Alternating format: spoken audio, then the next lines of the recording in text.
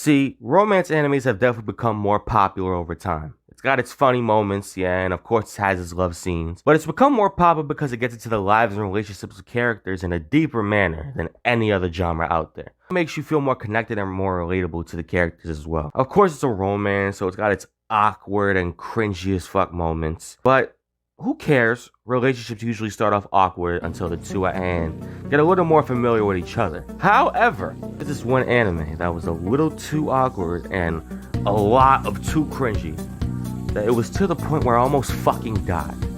That anime is known as RentAGirlfriend.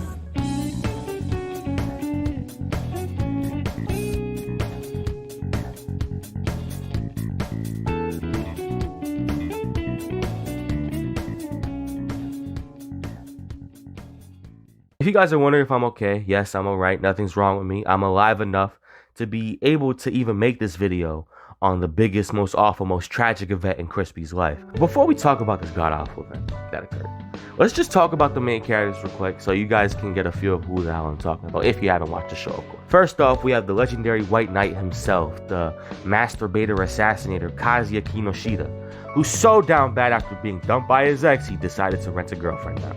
Chizuru Mizuhara rented a girlfriend of Kazuya Kinoshita, who's actually one of the more normal characters, and of course, over time, they start developing feelings for each other. And finally, Mami Namami, that one ex that dumps you, but after seeing that you got someone better, becomes obsessed with you, and starts having these crazy vignettes of, you know, you creeping over him.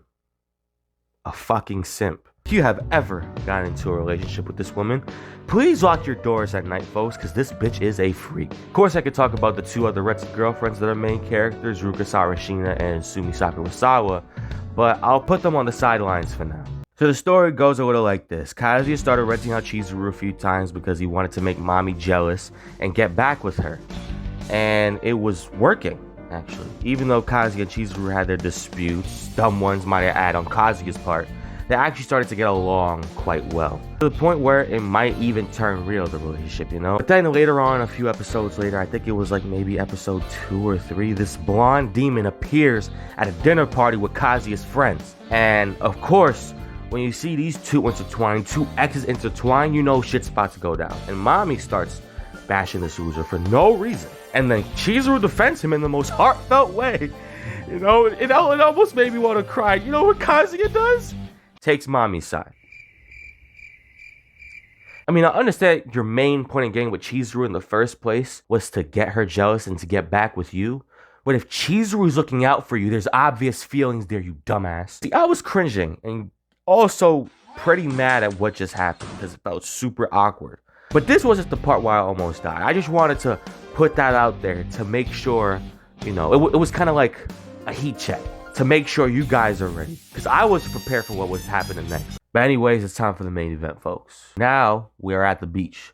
And there is no romance anime without a beach scene. Now we have the same 3 characters that's going to the beach with the same friends that invited them. And it's confirmed at this point that Mami's jealous about the other two having a relationship. The events leading up to it, she faked having a boyfriend. And later on started bringing up good old times out of nowhere when they've only been dating for like, I don't know, 3 weeks beforehand. And later on, Kazuya and Chizuru get into some type of argument. I don't remember. I don't want to watch that episode again. I just don't want to bring back bad memories, just PTSD. A few minutes later, where Mami seemed to get injured somehow. And Kazuya witnessed the event, and maybe it was some ankle injury, quote unquote. But as Kazuya tried to help her up, they were behind a rock. And you wanna know what this blonde demon fucking did? She fucking catched him behind the fucking rock. Keep in mind, Chizuru was with the other guy. And it was 1 a.m. It's 1 a.m. when I'm watching this. I screeched so freaking loud, but in the quietest manner. I strained my neck so hard. I'm straining my neck right now. I basically had a stroke at this point. I couldn't move my neck. In the back of my mind, I was thinking, is this the end for me? Am I gonna die because these fuckers don't know how to deal with themselves in the relationship with... And before my spirit was about to leave my body, I heard a voice. I know that you are a worthless ass nigga now, but your future remains bright, young one.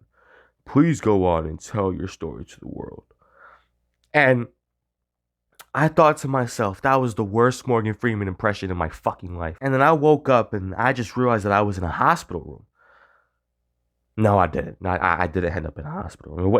It wasn't that serious, but it was still cringy enough where I couldn't breathe and my neck was still straining. Either way, that had me pissed off so bad because I literally passed out. I passed out for like an hour after that. Luckily, the next episode was kind of heartwarming and made Kazi look cool, but we're not supposed to talk up the show now. This shit almost committed murder, okay? And if you guys want to end up watching this show, all I'm going to say is watch at your own risk, okay? Because this could take years off your life. Anyways, though, I hope you enjoyed this anime story. And just stay safe out there, obviously. And I'll catch y'all later. Deuces.